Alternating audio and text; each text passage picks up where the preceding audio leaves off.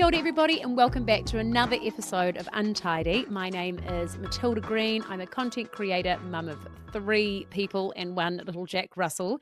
And I'm here with my lovely co-host, Hannah Davison. I'm the co-founder and author of the My Big Moments children's books.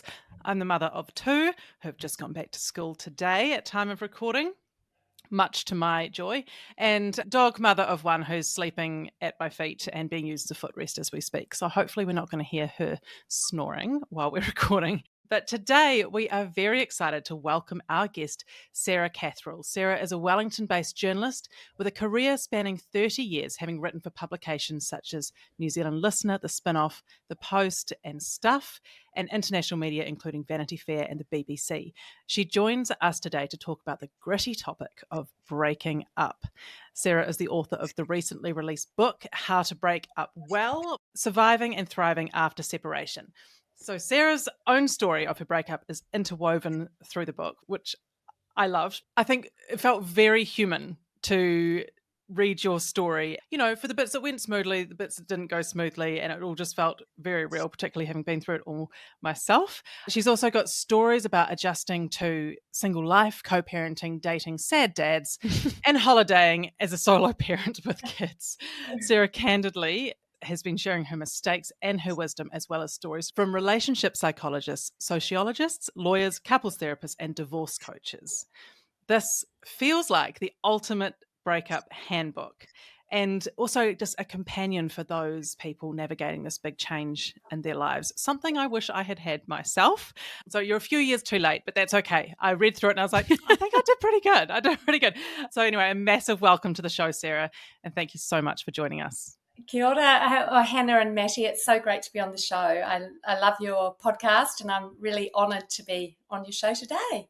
Thanks. Oh, so cool to have you here. And Sarah, you've described the end of your marriage as feeling like a car crash, which I love. So can you share a bit of your story about how the end of your relationship sort of came about? Yeah, absolutely. It's basically probably for about a year or so before our breakup, my ex and I, we just were having our, typical marital ups and downs. We were in our 30s and we were in that time which I kind of call world building, where I found my 30s a really tough decade as a woman. I had my career as a journalist. I was also an editor. I had 3 young children who were 3, 6 and 9. My ex had a business. We were renovating a house. We were doing so much that we had no time for us. And I kind of expected our relationship would survive all this intense period. And it didn't. So we just started arguing a lot, just not getting on. And we were bringing out the worst in each other. You know how sometimes you have a person that you rub each other up the wrong way. And that's what we became increasingly estranged. We were sort of growing apart, having our difficult times.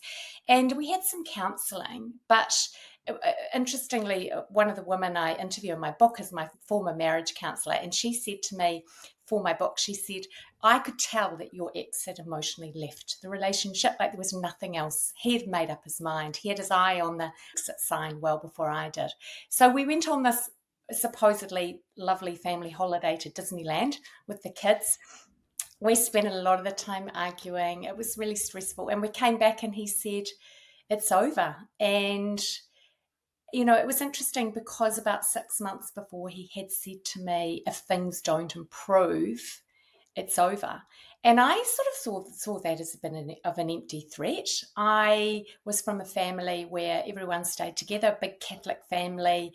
I didn't really know. My ex and I were the first to marry, the first to have children, and the first to break up. So I never sort of imagined it was going to happen. But it did. And here we are 15 years later. And how would you describe the mental and emotional experience of that time for you? Honestly, it was like a death. I remember having nights where I just lay in bed staring at the ceiling. I couldn't sleep. I had to go on antidepressants for a wee while just to get myself through it, just to allow myself to function as a working mum with 3 young children. And it was the loss of everything that I knew. It was the loss of my future. All our plans were suddenly had completely changed. And I had to plan my life as a single mum, as a kind of, I was very coupled up. I was very much part of a couple. I had a couple mentality. And so it was, the hugest thing I'd been through up to that time. Sarah, did you feel blindsided when your husband said it's over? You talk about being in the mentality of like, we'll get through it. I thought it was an empty threat, that sort of thing, because I'm just aware of when there's a breakup, often there's one person, and as you said, your therapist has said he had emotionally left, who's made the decision, who has to some degree processed the end of the relationship and is kind of further along that path of departure and breaking up than the other person for whom thought it would remain. Yes. So can you talk about that sense of if you felt blindsided and, just the shock of adjusting your ideas of what was going to happen next? Absolutely. That's totally right. And I think it's much easier to be the person that makes that decision than the one to be left, right? Because you feel like you have no say in it. And it was a complete, absolute shock. I think actually, interestingly, a relative of mine is recently going through a breakup, and she's been reading my book, and she said she made the decision. And I'm just like, oh my God, you are so lucky that you're in that position, because to be told this person that you have, 15 years ago, we walked down the grassy aisle and in a vineyard to get married. So it was about, how long have we been married? No, we'd been together 12 years when it happened. But this person that I had chosen, and I imagined growing old with, and I imagined having grandchildren with, seeing our grandchildren growing up. And my whole future was completely changed in that moment. And it did feel like being told you have some sort of terminal illness or something, that you have no say. It's hard to process. And I do think actually that feeling of it, how we deal with trauma, I did block some of it out because it was so shocking for me.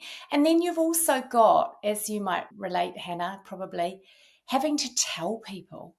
Not only do you have to tell your children, and that's something I write about in my book, how to do that well. We didn't do it perfectly, but I've got some tips on how to tell the kids. Because what they want to know is what will change right now for me. Where will I live tonight? Who am I going to spend time with? What does it mean? And you've got to very much say it's that we have made this decision, but you are our priority. And you've got to almost have a bit of a business, like running a business. Our business is broken up.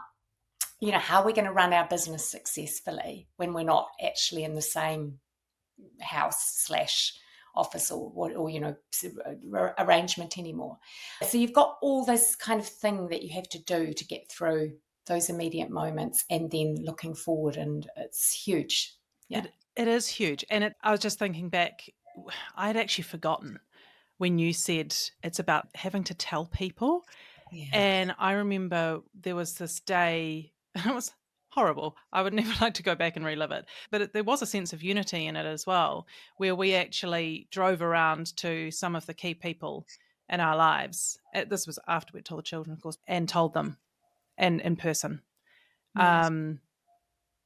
And it was just... Goodness me. Yeah, Yes. it was huge. It was like, that was just such another shockwave. And also what you say about, with trauma, you've blocked some of it out, because when it's all going down, it's just, there's just a tsunami of emotions and sensations and mental load and logistics and everything. Yeah.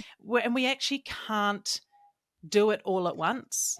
Like, you kind of have to sometimes put some parts aside and go, I'm going to come back to you, and I'm just going to deal with this bit for now, and just break bits off and process and deal with them one bit at a time. And then the logistics and running the business of it also, while you're dealing with the emotional turmoil, it actually takes a massive, massive toll on your nervous system. Oh, absolutely, absolutely. And I think it also depends what sort of roles you had in your relationship. So I was very much the one, running the house, running the domestic sphere. I was in charge of enrolling the kids for camps and, all that thing. I had all the emotional load, and he did the finances and the lawns and put out the rubbish. But I think there was all this new stuff. I don't know about you, Hannah, but what I had to learn and take on in that space. And I really take my hat off to those women or single parents, men as well, who do this right from the start. They're running all these jobs that we as couples try and divvy out, who does this, who does that. Just as an aside, I recently wrote a story for One News about bird nesting, and I interviewed this couple, and they have decided, they broke up and they've got 2 teenage children, and they decided to, rather than live in 2 houses that were pretty average that they both could afford, they pulled their resources and bought one big house with 2 wings. And basically, they live like flatmates in different sets of that wings of the house. They do week on, week off within the house. And Wow. yeah, and so there's all sorts of really interesting co-parenting arrangements going on. But the reason I bring that up is because one of the things that she said to me when I was interviewing Michelle, she said, this would be a great model for couples who are still together. Like, often one parent gets loaded with all these particular jobs, and there's so much emotional and administrative load in running, especially like you, Maddie, with 3 children. I remember that, you can feel like you're going a bit crazy. Anyway, I just thought, wow, that's quite a cool idea, like very much say, okay, this is your week. You're running the kids to gymnastics. I'm focusing on my career, and maybe I'm going to go to yoga after work or something. Yeah. That's actually genius. And It's really clever. That really is, because the amount of single parents that I've spoken to who say, God, I had to leave my marriage to get like a 50-50 split of the domestic load. That's the first time that it's been equally shared. But that's a really interesting concept. And I think that would work well, because that just, otherwise, when you're taking all the load as well, it just breeds so much resentment, which then erodes your relationship. And it sort of doesn't give any sort of respect or reverence to the fact that other person probably has a career and ambitions as well, and they deserve their fair shot Yeah. at doing it. Yes. Yeah. It's funny what you say about the little jobs, that you then have to take on. And there wasn't that much that I then wasn't sort of already doing. I was a bit of a control freak. But I do remember this one time, because when we split up, I actually moved on to I rented a house on a neighboring farm. So it was pretty convenient, actually, because the school bus would just go past our 2 gates. So the kids would get off either here or they'd get off there. But there was one time when there was something I was not prepared to do. And I actually had to call in my ex-husband and be like, I'm so sorry, but I need your help. Because this rat was in the ceiling. Oh, And yeah. there was a big post going up into the ceiling, and it had nibbled through the ceiling around the post and put its head down through the hole. Oh, Huge fuck off rat. And then it was a very high ceiling, and then it died there, Oh my dangling God. down. yeah. And I was like, oh God. So this would mean getting up into the crawl space, crawling along and plucking out this deceased rat. And I thought, you know what? No. I think I'd rather call my ex-husband. Yeah. This is one of those times I'm not too proud. I'm not too proud to call in some help here. So Exactly. Sarah, those initial moments when you're going through that real grief and uncertainty of what was next to you, you talked a little bit about having some antidepressants through that time, but what were other lifelines that really helped navigate that acute time around that separation? Girlfriends, yeah, your besties who were there and really supported me, because there was this loneliness. I mean, just being with children is quite lonely as an adult, especially when they're young. So my girlfriends were wonderful at like popping round with a bottle of wine when I could actually finally get out of bed, and just going for a walk or something like that. Just being there was amazing. Also, I had a wonderful therapist, and she did this great thing for me. She said, think of your life like a big orange and carve out all these segments. And there's been this segment that used to be you and him. And how do you want to fill that? She tried to help me flip it round and say, what are you going to do with this new part of your life that's opened up? How are What you a going to? beautiful way to look at it. Yeah, it was really great. Obviously, at that time, I wasn't quite in that headspace to think of it. But I thought it was a great concept and something to share. You have got this new space. And I'd encourage people going through this breakup to spend that time on themselves, nourishing yourself, finding your pre-relationship self.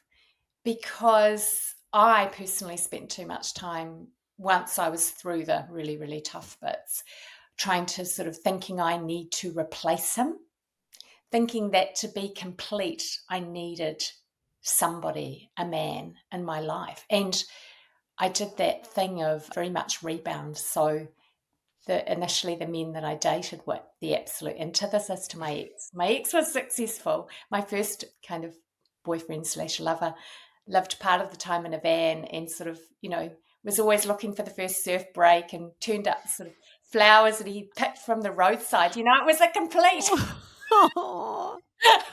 it was fine. It was just quite funny. But then I look back now, which is what I can say all these years later. If I had had those child-free nights again, when I was thinking I'm not complete without someone, I would have spent them more going to hot yoga that I love doing, hanging out with girlfriends, binge watching Netflix on my own, whatever. But just finding me again. Yeah, well, it's almost like when you've been with someone for a long time, Mm. I mean, correct me if I'm wrong, but is it like getting to know yourself as one again? Because like when you're with someone, it's quite hard not to kind of morph into each other a little bit, you sort of pick up habits from them, they pick up things from you, and you can become a Yeah. similar person sometimes. And so I guess when that then breaks, then it's like, okay, well, who am I without that person now? Because it's been, you were saying 12 years, that's a long time. And so you kind of have to spend that time getting to know, like, oh, who is that solo person now? Let's get to know each other and figure that out. Yeah, exactly. You're right. You also almost move as one system, eh? And Mhm. and the other thing that's a big shock, I think, and I'm not sure if you relate to this, Hannah, but those couple friends you have, we were very social. A lot of our social life revolved around these particular couples. And or going away on a family holiday, and there's like 3 families, and there's mum and dad and the kids. And suddenly you are just ostracized. You kind of a dinner party and there's 6 of them and they're not going to invite you, and it's these divided loyalties, who's going to team up with who, and it's really complicated. It's like throwing a stone in a pond and all the ripples. It's not just the loss of the 2 of you or the loss of your family unit. It's the loss of these friendships. It's the loss of extended family, other relationships that you've formed together over your time. It's Yeah, fascinating, isn't it? It's like a little ecosystem. It's like an ecosystem. yeah. Yeah. And then you really go through this phase of it becomes very, very minimalist. And like you say, Sarah, there are no more invitations to dinner parties. Invitations to parties, very few and far between. And you're like, oh, I didn't really expect that. Even if there wasn't really a sense of people choosing, but you just become sort of the awkward guest that it's easier not to invite. But you really learn who sticks around, who checks in, who's there. And then they become the center of your new ecosystem. And then Mm, you build it from mm, there. exactly. Yeah. And it Um, is possible to have friends, become, stay friends with those people. I've got a couple of really good friends, and they're still good friends with my ex. And you just have a few ground rules, like you just don't go on about them when you're together, or and it does take time. Time is a great healer. Time is a great healer. yeah. And it's interesting because, I've got a great relationship with my ex and his new wife. There was never any reason for that to happen. But I think when people go, oh, that could be uncomfortable, then it's easier just not to do it. So no shade on anyone, in the community, because I think probably they didn't even make that conscious choice. But when you are in that vulnerable space post separation, you do notice and feel all of those things, because you do feel on the outer and a bit socially ostracized, and even if it's been unintentional. So as you're talking about sort of that reclaiming your individuality and your identity as a single person, you talked about there's been a shift in mindset from that was the worst thing that ever happened to you and it became the best thing that ever happened to you. So how did that shift in mindset begin to manifest? It was just finding my old self, but my old evolved self. Obviously I wasn't the same person I was when I got married when I was 30 as when I was 40.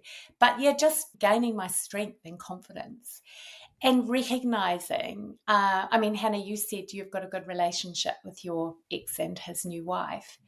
I wonder if she's a better fit for him than you were as a person, because I think that my ex's wife is just lovely. I would, be besties with her if I was allowed to be. But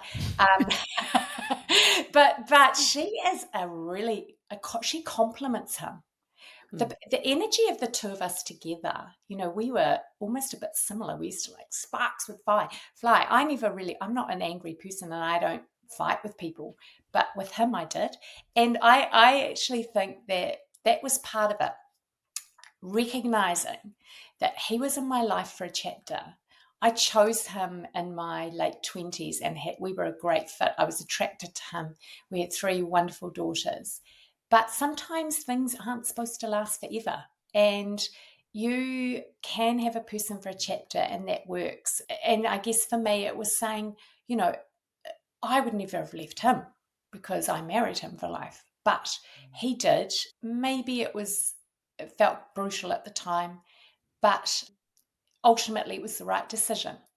And we both are better, happier and so on. In fact, my eldest, who's almost 25, my daughter, she kind of rolls her eyes when she says, "Oh, you two, no, God." Because I remember he went through a breakup some time ago, and before he met his current wife, and there was his 3 sisters who I'm really close to, and they're like my big sisters. One of them was sort of like, "Oh, you're single, Sarah, do you think you could?"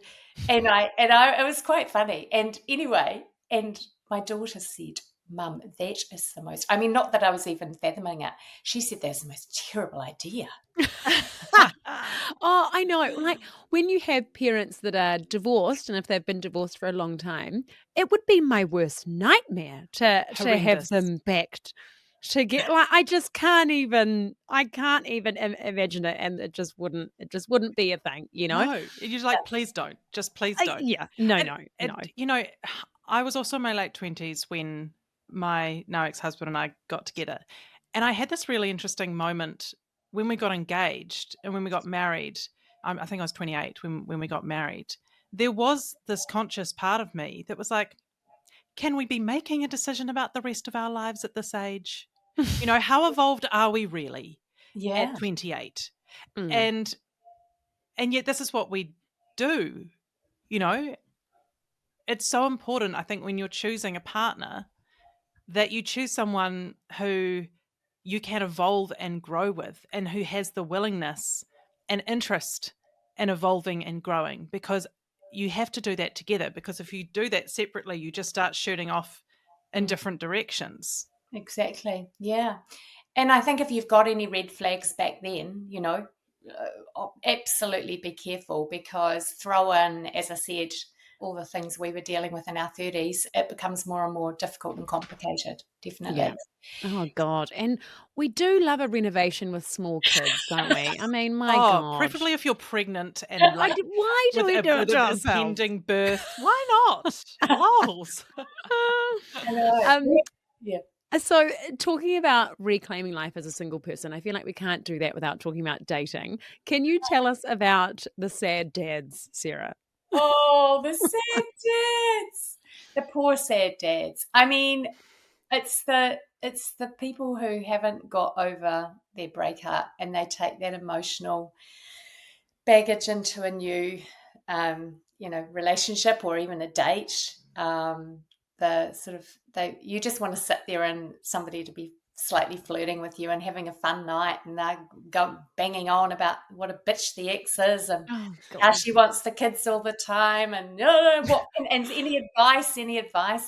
It's quite sad. But I was a bit of a sad mum too. In some of those early days, I was a sad mum. I wasn't actually looking to my dates for therapy, but I was not emotionally ready for a relationship.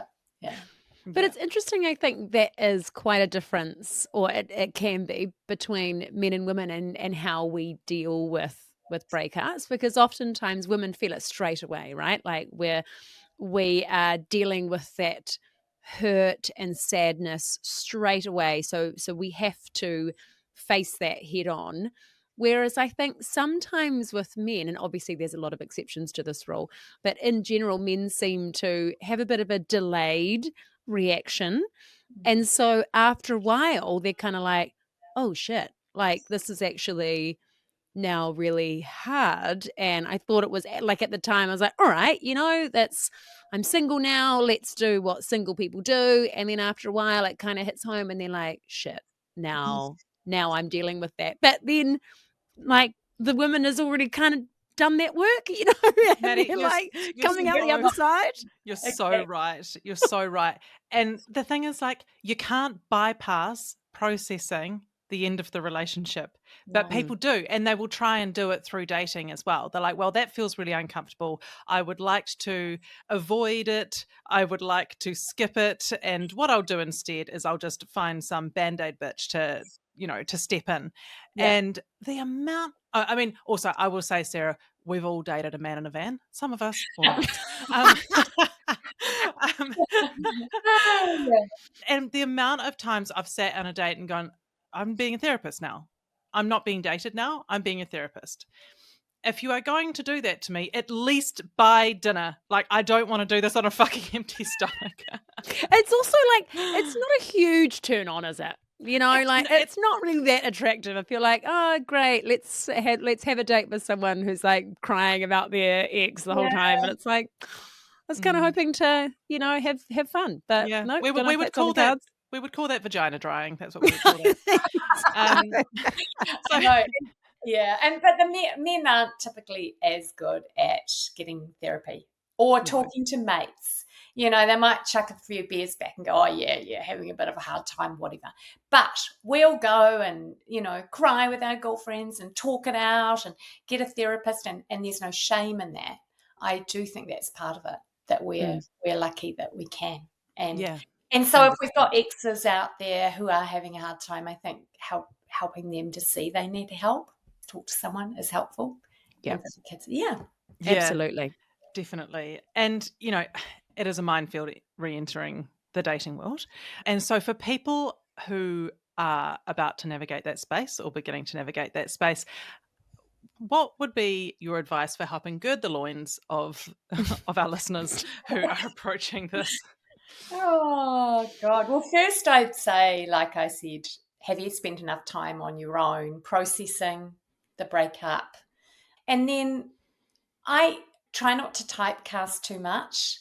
If you're looking for a sort of 6'2" Aries with a holiday house in Queenstown, take you a wee while. to He doesn't find live in a van. Yeah. And so I think I think it's really helpful if you've done some work on yourself to think, is it that you want to just go out and have a few dates and have a bit of fun? Cool, tick, whatever. Or if you're looking for sort of a new partner, what sort of person fits best for you? I mean, sometimes that's really hard to find out on a dating app, isn't it? Where everything's quite superficial. But just sort of what sort of person fits with you. And also, I think that people are quite quick, having talked to my daughters whose friends are often on these apps, and they said it's really hard because it's all so quick, and oh no, he's not this, and I'm looking for that, and not giving people a chance. It's quite tough. Yeah. It is tough. And I was asked this question recently on the O Studio podcast, where I talk about, navigating the wild world of modern dating. So check that one out, guys, if you're in that space, because we really go into it. And my advice was grab someone who's been doing it for a while, or who's had time in that space and who has learnt all of the pitfalls and learn how to do it, because a new environment where you need to kind of find your way, and get them to give you advice and have someone to talk to who's been there and been through it, rather than just cracking in and trying to find your way, because it is a minefield, and you do need to learn what the red flags are and how to pick them. And you begin to see patterns, and you begin to go, oh, that person is playing out that same script that other person is doing. I'm just going to step away from this now, and save myself some time. Do you think that societally we approach love and dating and relationships with sort of skewed ideas and ideals?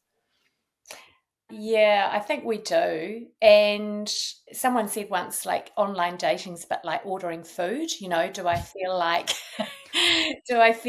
as I said, the 6'2" Aries from with a holiday house in Queenstown tonight, or do I feel like a sort of intellectual, from Piha, whatever? I think it is a bit. I personally love meeting someone organically, that there's a connection. My grandparents met each other at the local, village hall party back in the 50s. I mean, things have changed, but that's sort of being introduced.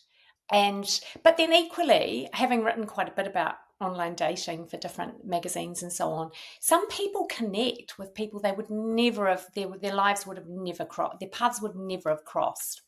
And they have these wonderful relationships.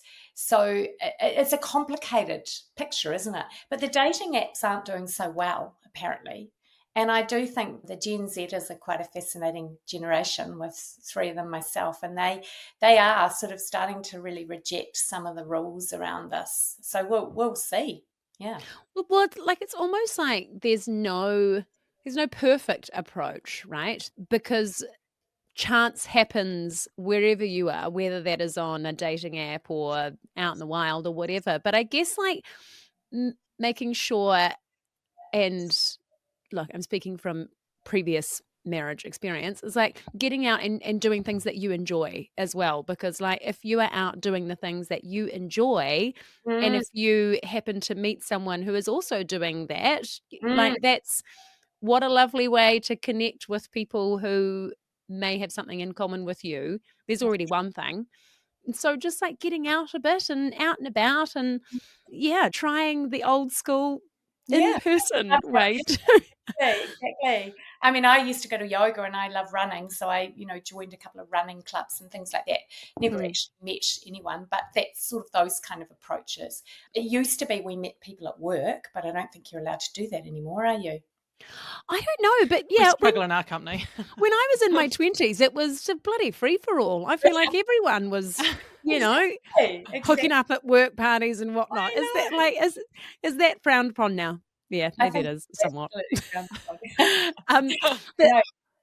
Sarah, you were single for 8 years. So did you ever experience any stigma around being a single mum during that time?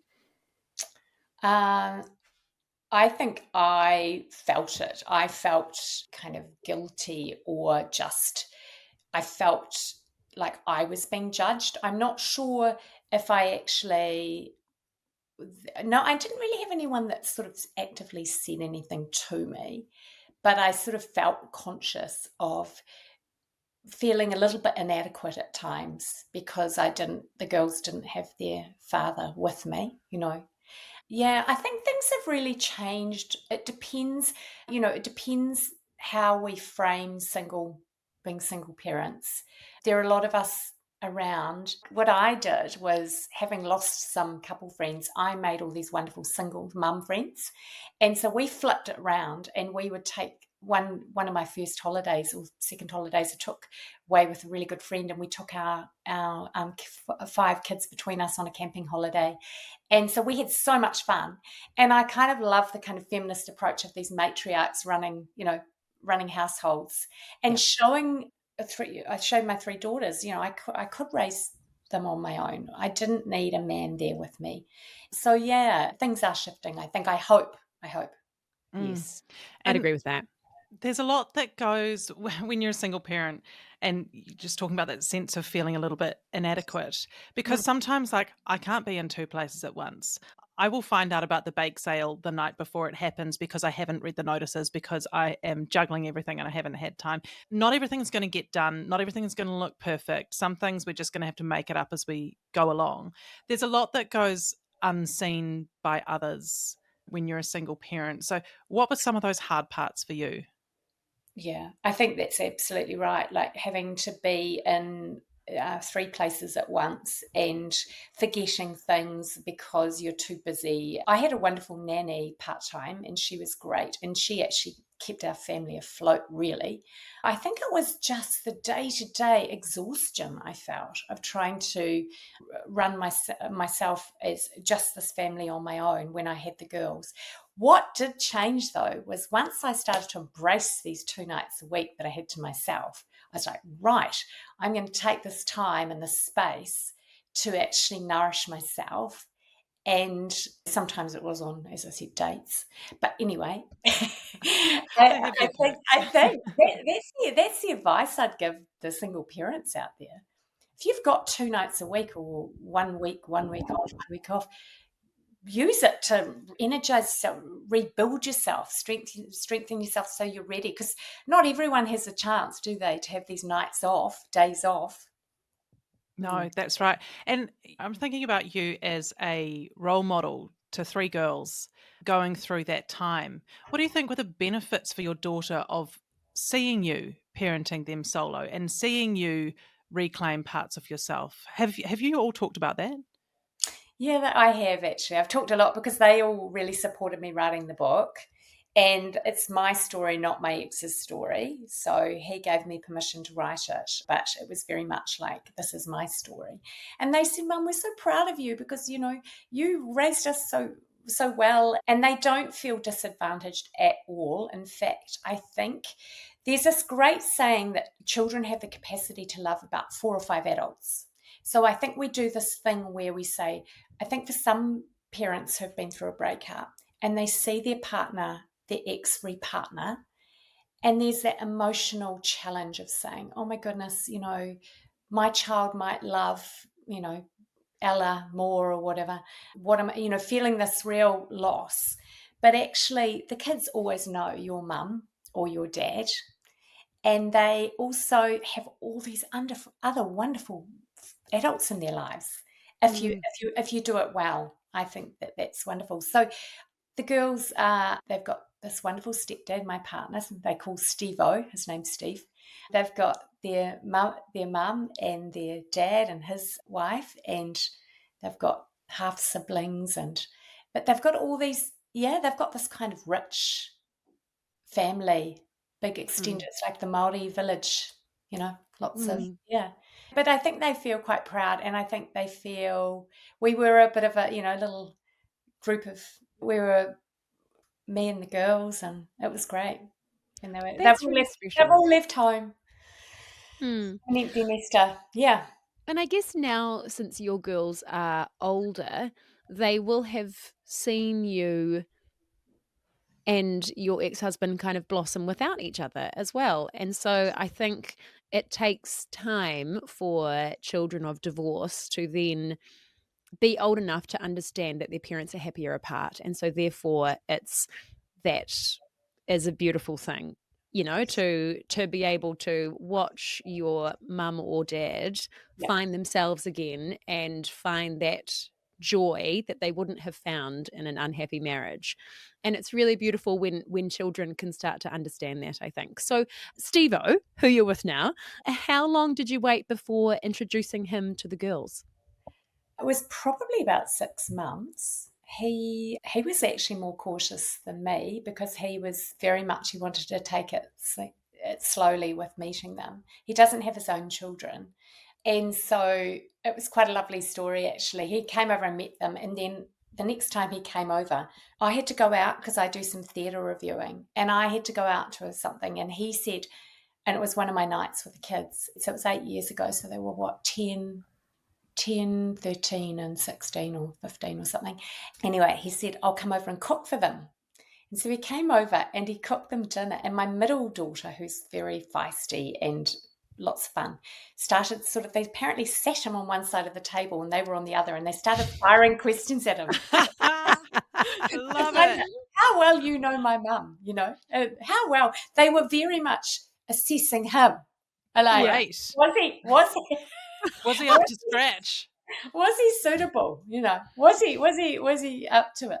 And it was really special. And which I write about in the book, actually. A couple of months after that, he was between houses and he was looking at buying something. And I said to him, why don't you move in with us? Because I just knew he was my life partner, my next chapter. And so I took the girls I took them for a walk, because we always walk. We're a walking family. And I said, oh, look, I'd like Steve-O to move in with us. What do you think? And they all said, Mum, that's a great idea. Oh. So I actually asked their permission because I just wanted to have their buy-in. And look, I know that's not always easy. And honestly, I was actually lucky because they were younger. Like my oldest was at a more difficult age. But the younger your children are, when you're going through a breakup, the easier it is. Like my youngest was 3. She can't even remember us being together. All her life was in this relationship of mum and dad are apart. But what she had her 2 big sisters, and when they moved as a pack. And I think, if that's another thing I'd love to say, is if you've got kids, sometimes it's like, oh, this one only wants to go to dad's one night a week and that one wants to live with dad. Or ideally you want them to move together. You want them to be the thing that's constant. Yeah. Mm-hmm. So anyway, that's how Steve-O came into our lives, and he's done wonderful. He taught my youngest to ride a bike, because we went on a holiday and we were hiring bikes, and we're like, oh shoot, she can't ride a bike. Damn, I forgot to teach her. I'm a busy single mum. Anyway, he's been great. Yeah, that's beautiful. And I love that idea that kids can love 4 to 5 adults, and that's sort of the way that I feel about their stepmom, is that she's devoted to them, she loves them. And I feel very grateful about that. And I'm just like, oh, how lucky are they? They've got another adult that they can look up to and that they can go to for help, who loves them, and they're lucky like that with their grandparents too. Exactly. Because these other people are different from us as well. And they can teach our children different things, right? So they have skills or qualities or values or whatever it is. And I love that. And I think, let's embrace it. It's difficult, isn't it, when you're in a high conflict breakup, because it sounds to Hannah like yours wasn't either. And I write my book very much from the perspective of course, it wasn't my decision. And the only reason I could write it was because it's been collaborative and put our kids at the centre, not in the middle, not using them in a sort of tug of war where egos get involved and it becomes a sort of power struggle, because if I give you the kids those 3 nights you want, then you've won, or all that rubbish, and then the kids get embroiled. And I tell you what, all these years later, I can honestly say the collaborative, cooperative approach, thinking of your kids, your family, your different family, like, somebody said once, it's like you're both co-pilots on this plane. How are we going to land this plane safely, and so on? Or the business where the kids aren't in the same house.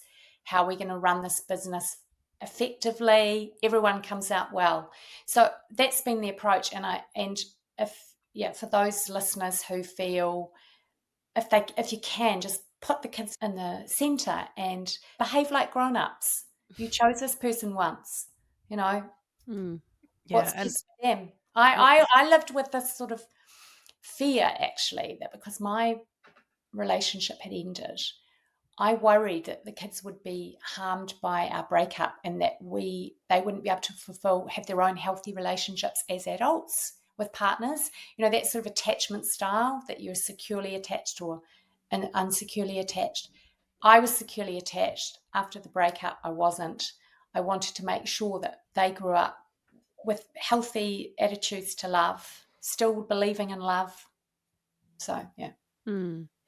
That's really beautiful. I love that concept of putting the kids in the center, not the middle. I love that. You've consulted a lot of experts who have contributed their wisdom to your book, and there was great advice on how separated parents can make this transition as seamless as possible for their children. What are some of the key strategies for supporting kids through this big change? Absolutely. Always put their needs first. Mm. Let them know that you still love them, even though you're not together in the same house. I think also just some practical stuff. If it's early days, let their school know, their teachers know. Also, maybe one of them needs some time just with one of you to sort of just, yeah, really put their interests first. Don't use them as pawns in your kind of breakup war, if there is one. And around the idea of co-parenting as well, I really think it's important, if you can, to have both parents in your children's lives. They're better for it, and I think some dads suffer from what's known as the inept dad stereotype. You send your kids off, they go off to dad's for 2 nights, and oh no, they've been up all night, they're on screens, they had Uber Eats for dinner.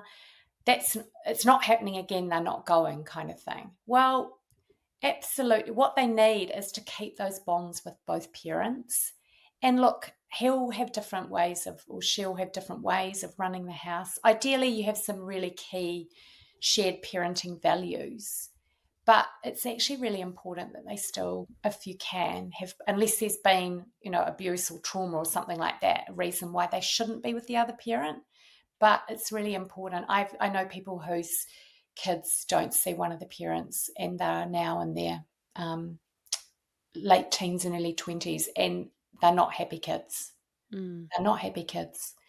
And that's been, the parental alienation that can happen, where one parent absolutely obstructs the other parent from seeing the children. It's just, to me, the cruelest thing you could do. Yeah, absolutely. Selfish and cruel. Yeah. There is, there's evidence around what damages kids around separation. And there is evidence that it's not the separation, it's not the breaking up of the family that damages it. It's the animosity between the two parents that's what creates the damage. And, I just appreciate, and I want to say to all those people who haven't got the opportunity to have a healthy relationship or an easy relationship with their ex-partner, and they're dealing with a lot of conflict, potentially not of their own choosing, that they don't want to wish to be engaged with, that they would want it some other way, just my heart goes out to you, because especially when you're doing the best that you can. And I remember we talked to Nathan Wallace a long time ago, and he was saying that your kids are going to be okay. If they have one person in their life who loves them and believes in them unconditionally, they're going to be okay. And so, I don't want people to think that because they don't have their child's dad who's actually participating, or who is providing a really stable and healthy relationship there for them, that their kids won't be okay, because they can be. And it's hard when so much of that is just out of your hands and out of your control. Yeah, absolutely. It's a really good point, Hannah. And I definitely do not want to discount those that are really struggling and they want that happy co-parenting situation, but they can't have it. And that's really difficult, really, really tough. And we're so lucky, aren't we, that we haven't had that. But there's wonderful resources, free resources out there, parenting through separation courses and so on. But yeah, it must be so tough. And of course your kids will be totally fine without the other parent. They'll be great. It is just, if you've got two parents who can be involved, then that's great too. Yeah. Also in your book, you include, okay, here's some things I loved about it. In the back, you've got recommended resources, and throughout the book, you've got great recommended resources that people can go to. Like, it's such a great handbook for people.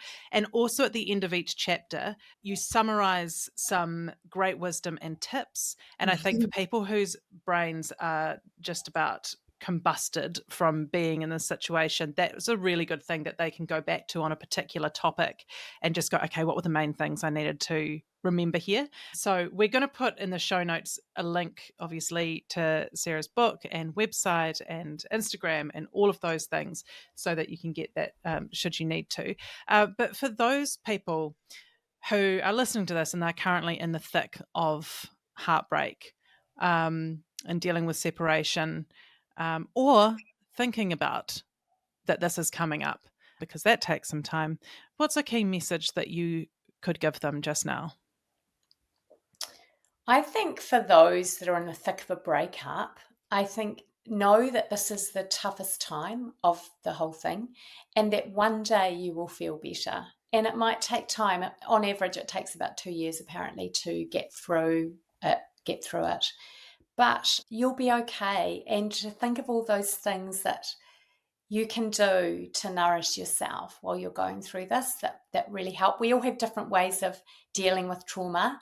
And for me, I always get out in the bush and go for a run if I'm needing to process stuff. So whatever it is that you need to do. But yeah, don't be afraid to ask for help. Don't be afraid to say to friends or family, I'm having a tough time. And people, people are there for you. And I guess if you're a friend and you've got a friend going through it, as well, they might be feeling like we did, well, I did, that loneliness. Well, what can we do? Let's plan a girls' weekend or something, or something like that. For those who are considering a breakup, I would actually say it's almost like that orange thing I talked about at the start with that segment.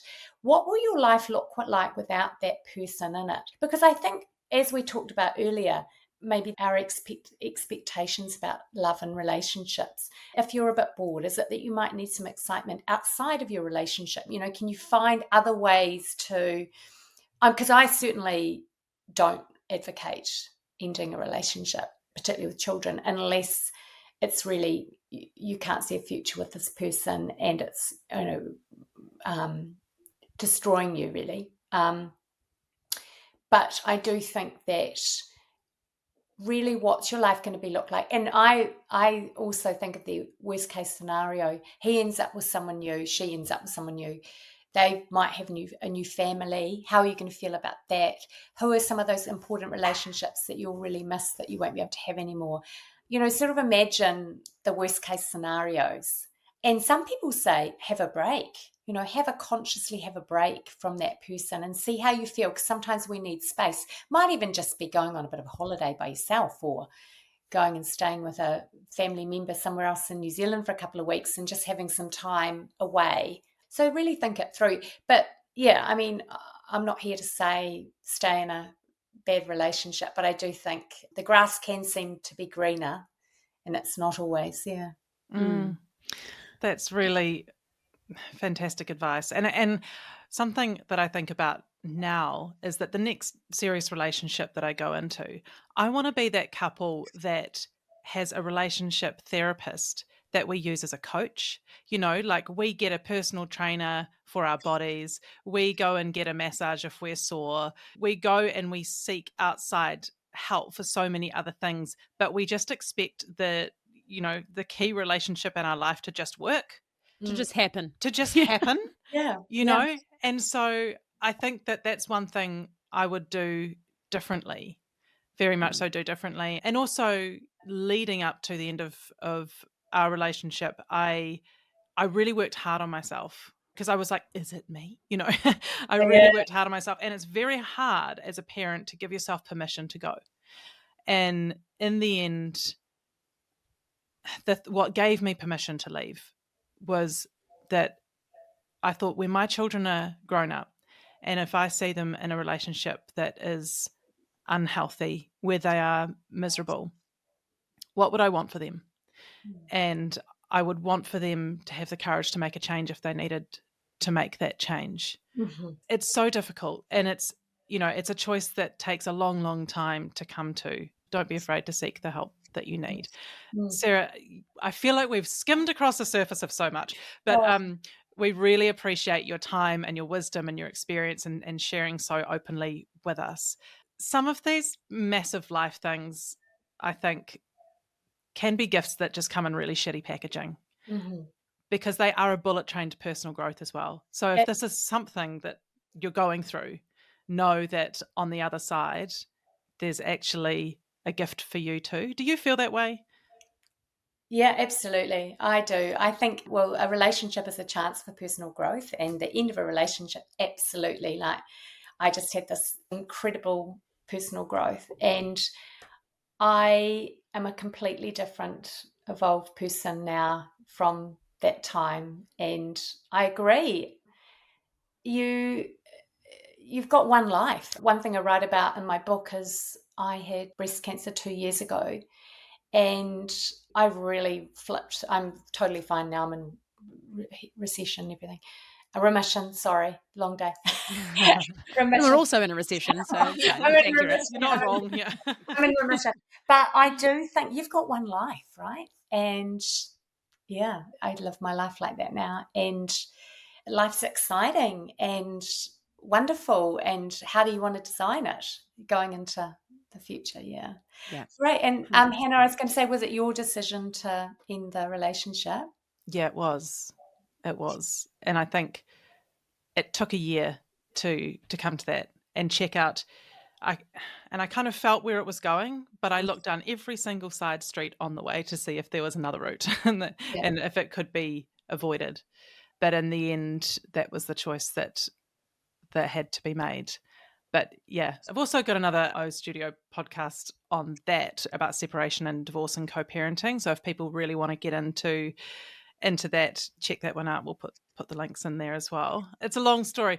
But Sarah, where can people find you online and how can they connect with you? I've got a website, sarahcatherall.co.nz, and that's actually got a lot of my articles and my extracts and blog posts and things.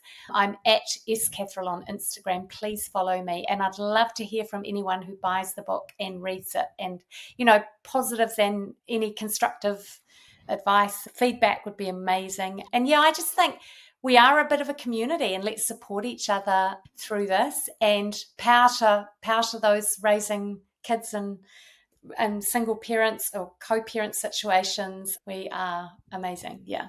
Absolutely. Heroes. Well, thank you so much, Sarah. We really, really appreciate your time. It was lovely to talk to you.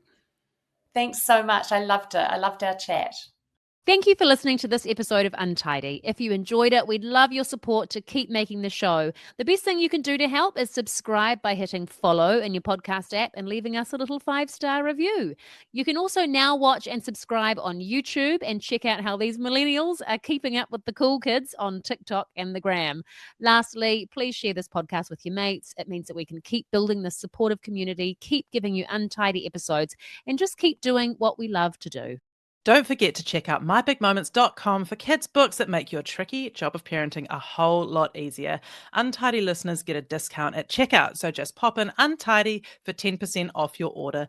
Lastly, we would like to thank all of the good people who make this podcast possible. Flicker Williams and Joe Rocker at My Big Moments for the beautiful artwork and design, Maxine London Creative for editing this episode, and Lana Byrne for creating our social content. And to you, our listeners, Araha nui, take care. We'll see you soon.